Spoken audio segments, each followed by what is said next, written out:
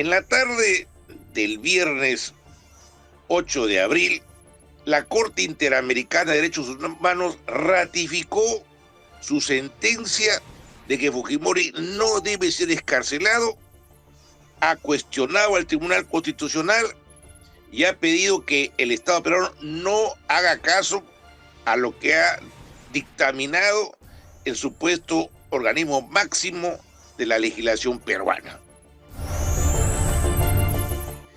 O sea que Fujimori va a seguir en la cárcel.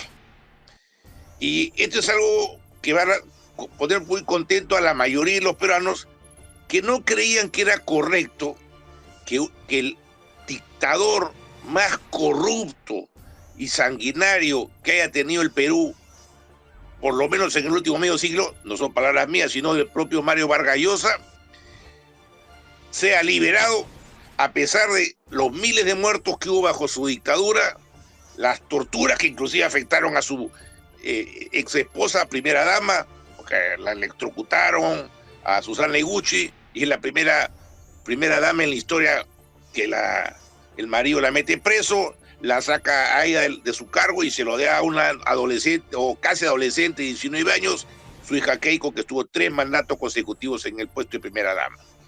Hubo tortura generalizada, 300.000 mujeres fueron esterilizadas sin consultarles o contra su voluntad, y se robaron miles de millones de dólares, haciendo que de Fujimori sea considerado en Japón uno de los 7 presidentes más corruptos del planeta. Entonces, esta es una noticia que va a contentar a la mayoría de los peruanos, pero además va a reivindicar la lucha tenaz durante 3 décadas de los familiares de las víctimas de la Cantuta y de Barrios Altos y de muchas otras víctimas del Fujimorato, porque son ellos los que han, con su tenacidad, evitado que se aplique la sentencia del Tribunal Constitucional.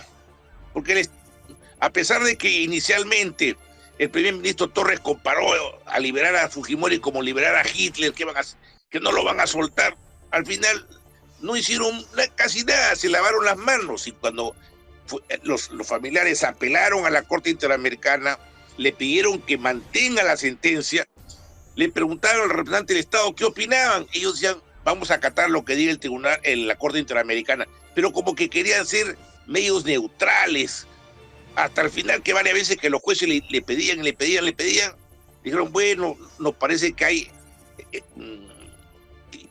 hay peligros en esta orden del Tribunal Constitucional.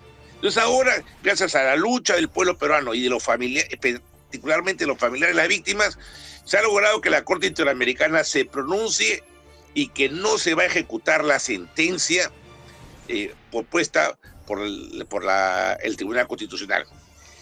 Esto va a generar lo siguiente. En primer lugar, es el momento de decir, basta la cárcel de oro de Fujimori.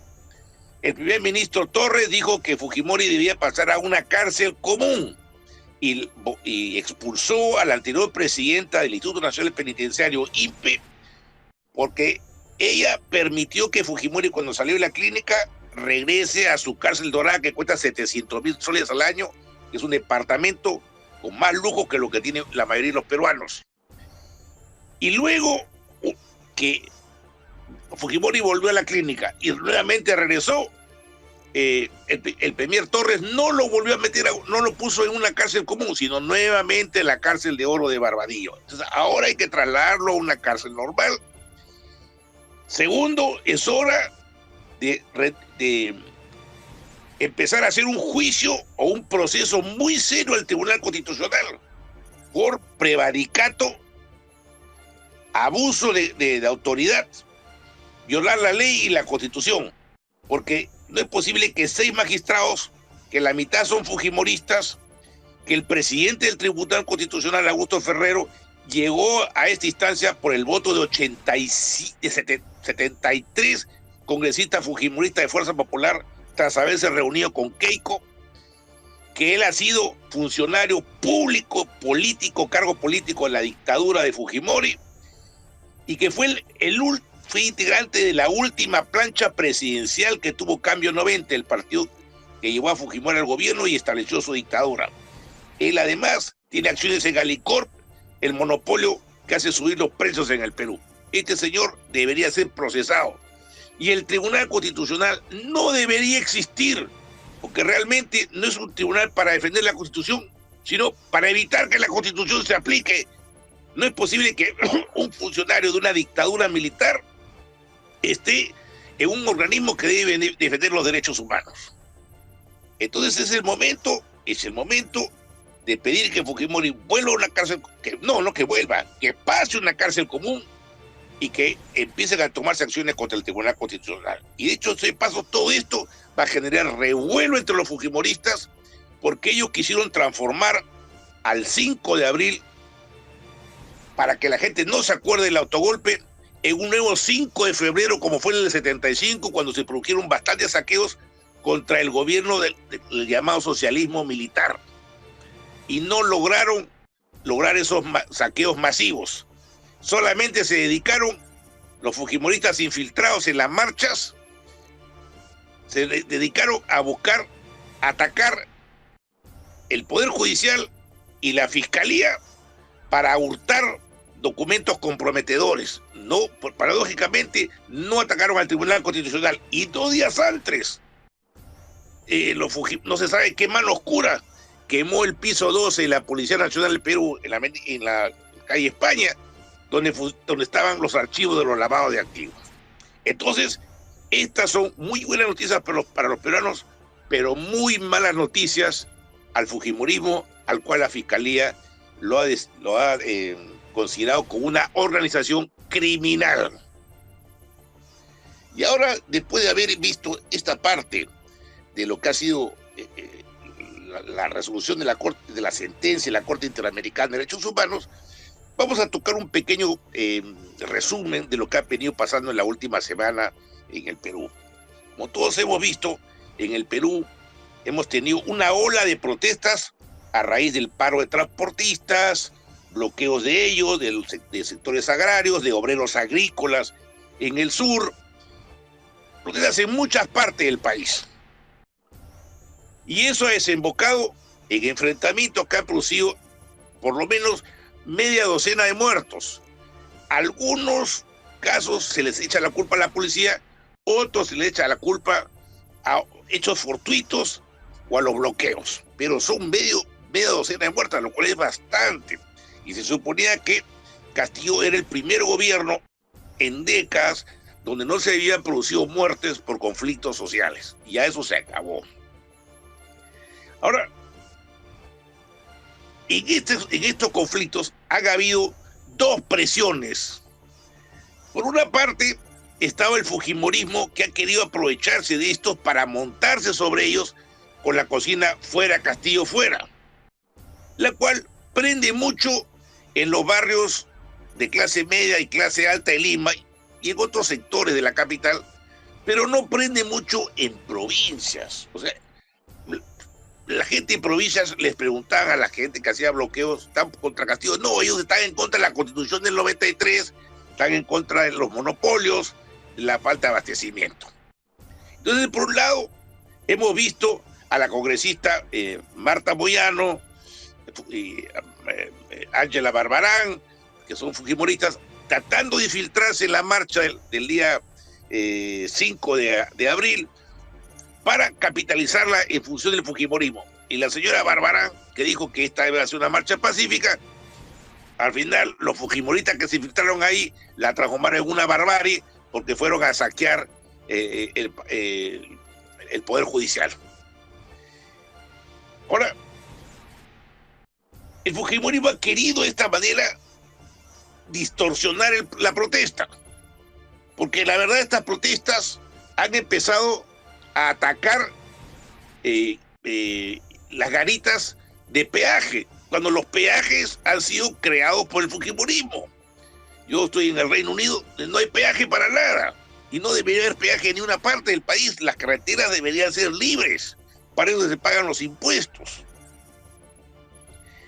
Entonces, por una parte, el movimiento objetivo de la población es contra los peajes, contra el alza de los carburantes y contra el alza de precios, que en gran parte es producto de que el Perú está regido por monopolios. El 80% de la distribución de alimentos es de Alicor, donde está el Grupo Romero, está accionista el presidente del Tribunal Constitucional. El 80% de la prensa en manos del Grupo El Comercio. Las líneas aéreas, 70% de un grupo. La pesca, lo mismo.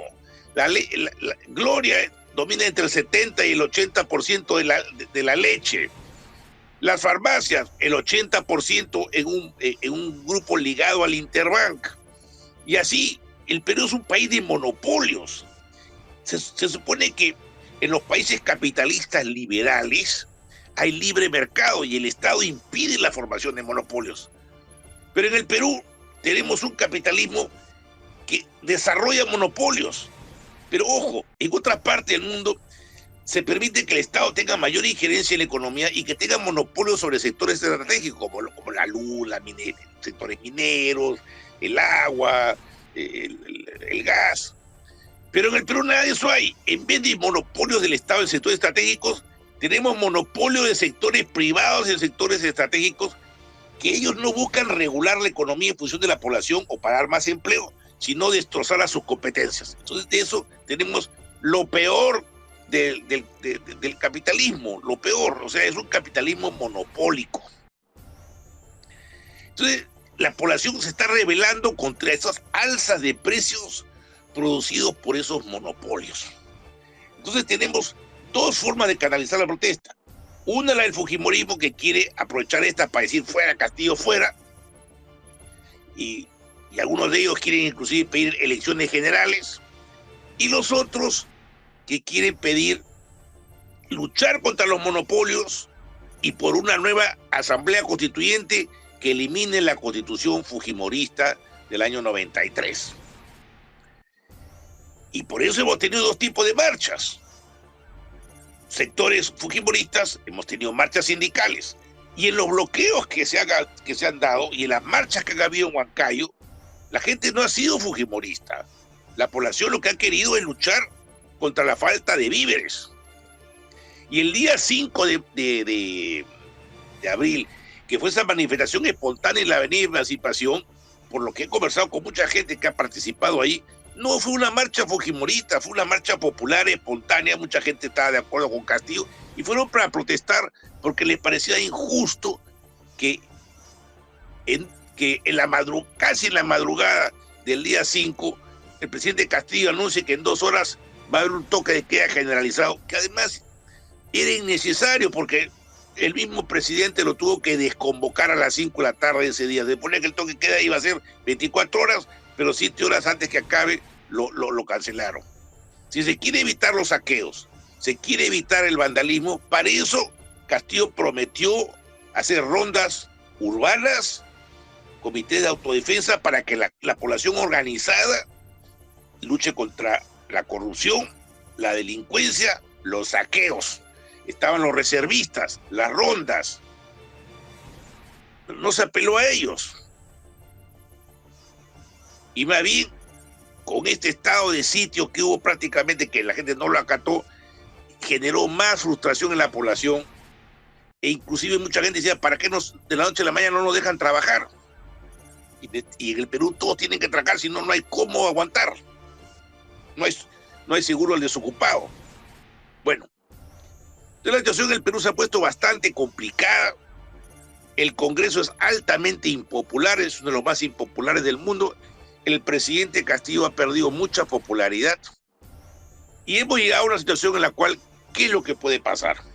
Bueno, por un lado, tenemos la señora Mari Carmen Alba, que está pidiendo, ¿saben qué? Es hora que Castillo renuncie, e inclusive va a haber una discusión en el Congreso, porque hay una congresista de Avanza País que está pidiendo que Castillo renuncie. Y lo que quiere Alba es que renuncie Castillo y que le reemplace su vicepresidenta Dina Boluarte. Con eso, en verdad, lo que ella quiere decir, ¿saben qué? Que se vaya Castillo primero, después viene Dina Boluarte y después venga yo. Porque Dina Boluarte no va a poder manejar al país. No es una persona que tiene una autoridad popular, no tiene un partido político que le respalde. está enajenada con Perú Libre, que tiene más de 32 congresistas que la han expulsado de sus filas. Va a tener que gobernar con la derecha. No va a poder hacer un gobierno estable. Y, como le dice Hildebrand a sus 13, va a tener que convocar elecciones generales anticipadas.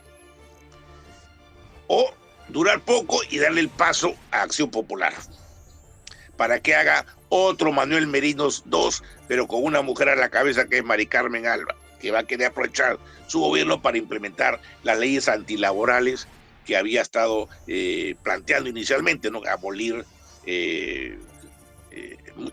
muchos derechos laborales, que por ejemplo pasar de la jornada de medio tiempo pase de 20 a 24 horas, facilidad en los despidos, que no haya las gratificaciones de 28 de julio o Navidad.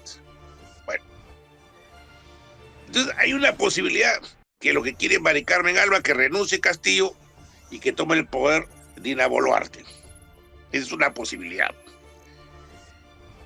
Que repito, Dina Boluarte no va a poder aguantar en la presidencia mucho tiempo. Va a ser mucho más frágil que Castillo. Y a la postre va a tener que convocar elecciones generales o ser reemplazada por alguien del Congreso.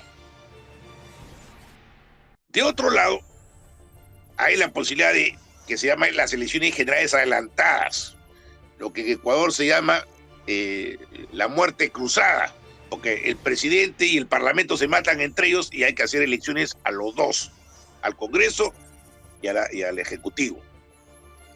Pero si hay elecciones generales adelantadas, hay un grave problema.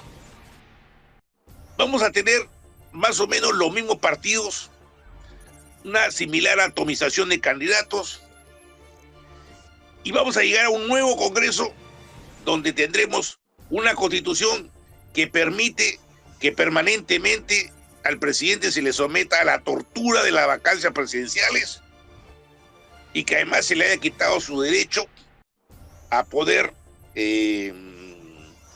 convocar un nuevo Congreso. Entonces vamos a llegar a una nueva parálisis. Seguiremos con la constitución anticuada, trasnochada de Fujimori, hecha durante una dictadura, que es una constitución del siglo pasado, del milenio pasado. Todos los países de la Comunidad Andina de Naciones que han sido parte o que lo son, Chile, Bolivia, Ecuador, Colombia, Venezuela, han tenido una constitución en los últimos años, el Perú no. Y no va a funcionar nada. Vamos a repetir la misma historia. Que se sacan un presidente, que ponen a otro, que el parlamento no va a durar. La única alternativa que yo veo para que el país salga adelante es una asamblea constituyente con todos los poderes. El Perú ha tenido 12 asambleas constituyentes y constituciones en 200 años de vida, o sea, una cada 9 años aproximadamente. ¿Qué tiene de malo que después de casi 3 décadas de la constitución actual se dé una? Además, que la constitución del 79 decía que no se debía acatar ninguna ley emanada de una autoridad ilegítima, y la dictadura de Fujimori fue una autoridad anticonstitucional e ilegítima y no se tiene que acatar su constitución.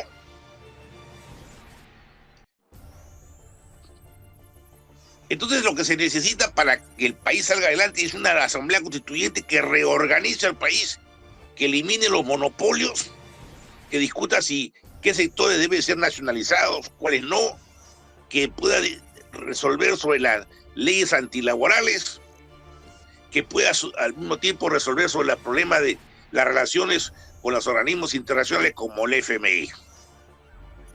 Y mientras tanto, el gobierno de Castillo es bastante timorato, sumamente timorato. Y el premier Torres pasa de una a otra posición. Dice que no puede, que Castillo es un Hitler, perdón, que Fujimori es un Hitler, y sin embargo no hace nada para evitar que lo liberen. Y después se empieza a ensalzar a Hitler, que fue el hombre que hizo las autopistas en Alemania y que eso de embular el Perú. Doble error, porque Hitler no inició las autopistas en Alemania, y segundo, que no hay que emular a Hitler. El señor Torres para cambiando de oposición a cada rato. Primero que había que hacerle caso, primero que cada vez que el Congreso hacía un cambio en la Constitución, él decía, el Tribunal Constitucional no va a salvar. Y ahora hay que abolir el Tribunal Constitucional. Dice que es de izquierda, pero justamente el Perú acaba de votar para suspender a Rusia del Consejo de los Derechos Humanos de las Naciones Unidas. Es la primera vez en 77 años en las Naciones Unidas que uno de los 5 miembros permanentes del Consejo de Seguridad ha sido suspendido de uno de los organismos de la ONU, y eso ha sido hecho por Estados Unidos, no porque defiende Estados Unidos a los derechos humanos, porque es la potencia que más guerras y matanzas ha hecho después de la Segunda Guerra Mundial, sino porque Estados Unidos quiere arrinconar a su rival Rusia, y el Perú le ha seguido el juego a Estados Unidos. Y a pesar de que se habla de un gobierno de izquierda, el Perú es campeón de la OEA. Es increíble. Cuando la OEA vino al Congreso, lo que querían que más la OEA participe en el Congreso peruano era la llamada izquierda, y lo que se oponían era la derecha, cuando generalmente es lo opuesto. Prácticamente Castillo y Torres se han convertido en campeones de la OEA, excelentes relaciones con el Fondo Monetario Internacional, con el Banco Mundial, no quieren renegociar la deuda. Por ejemplo, en Argentina sí la quieren renegociar, a pesar de que es un gobierno nacionalista. Muy buenas relaciones con la OEA.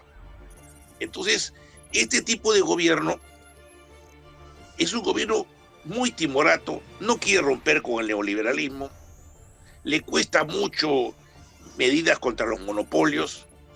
Acaban de aumentar los salarios, muy bien. Desde el primer día hemos pedido que den un shock popular y que se levanten los salarios. Claro, ahora van a levantar los salarios el 1 de mayo, tras más de 9 meses de Castillo en la presidencia. Pero luego aumentar un 10%. De 930 le suben 95 soles para que sean 1025. Y realmente es imposible vivir con 1000 soles al mes en el Perú. Si es lo que cuesta un departamento en un barrio popular en Lima. El alquiler, más la luz, el agua y los demás servicios. No alcanza ni para la comida de una familia. Y se supone que el salario debe servir para alquiler, comida, vestido, recreación, educación. Y en el Perú encima la educación y la salud son privatizadas.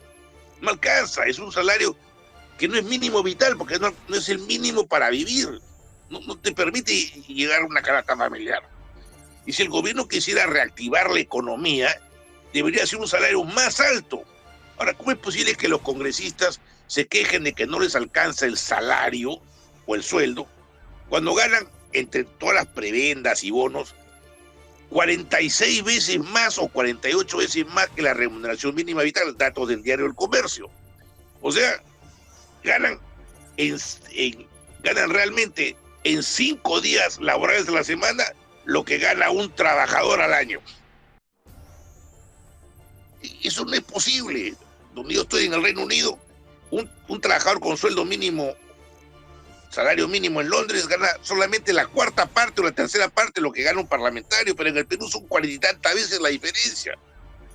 Y así no puede haber un mercado interno, porque para que pueda desarrollarse el mercado interno, tiene que haber capacidad de compra en la población para que compre zapatos, ropa, muebles.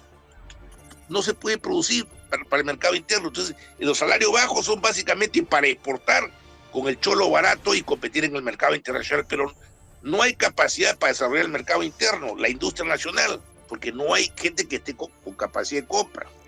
Entonces, lo que se debió haber hecho con Castillo es un shock popular, levantar los salarios, hacer que la jornada laboral pase de 48 a 40 horas a la semana, mejorar las condiciones laborales, eliminar todas las leyes antilaborales.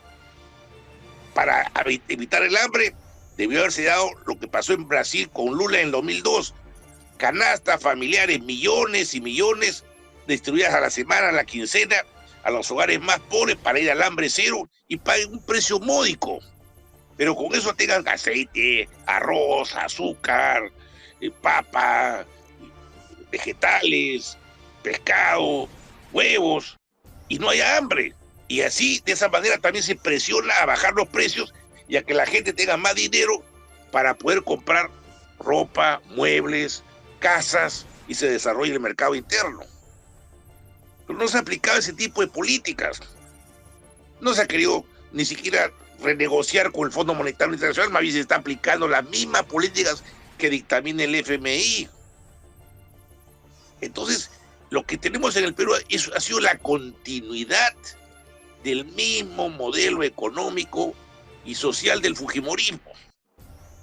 Y ahora, con esto quiero acabar, que hemos tenido el 5 de abril, lo ideal hubiese sido festejarlo, o recordarlo, porque eso no se puede festejar, recordarlo, 30 años del autogolpe, con una gran movilización en las calles, diciendo Fujimori nunca más, no lo suelten a Fujimori, no queremos un autogolpe, porque lo que nos hizo hace 30 años fue un golpe de la presidencia contra el Congreso, y ahora quieren hacer al revés, desde el Congreso contra la presidencia. Y una movilización contra todo el acaparamiento y los precios altos hechos por los monopolios fujimoristas que han financiado la campaña de Keiko Fujimori. Pero en vez de eso, el fujimorismo quiso que se olvide del 5 de abril, y más bien el gobierno cometió el desatino de llamar a una especie de estado de emergencia que después lo levantó. Cuando no debe haberlo llamado el estado de emergencia, debe haber controlado los saqueos de otra manera. Y por eso se produjo una protesta espontánea en la población. El Perú está en una alternativa. O se estabiliza el modelo neoliberal fujimorista, sacándolo a Castillo y reemplazándolo por Dina Boluarte, o llamando a elecciones generales para que nuevamente venga un neoliberal a la cabeza, un Vizcarra, un Morado, una Acción Popular, o Hernando de Soto, o se avanza a un programa de fuertes reformas sociales que pasa por nacionalizar recursos estratégicos, eliminar los monopolios y los oligopolios, hacer de que la policía y las Fuerzas Armadas, en vez de reprimir a los manifestantes, vayan a los lugares que está habiendo acaparamiento y empiecen y pongan un pare, lograr la distribución directa de los productos entre el campo y la ciudad a precios directos, sin pasar por intermediarios. Se necesita aumentar los salarios y las capacidades de ingreso de la población. Un shock popular, no un Fujishock, todo lo contrario. Con ese tipo de medidas y con una asamblea constituyente se puede dar paso para que el Perú salga adelante.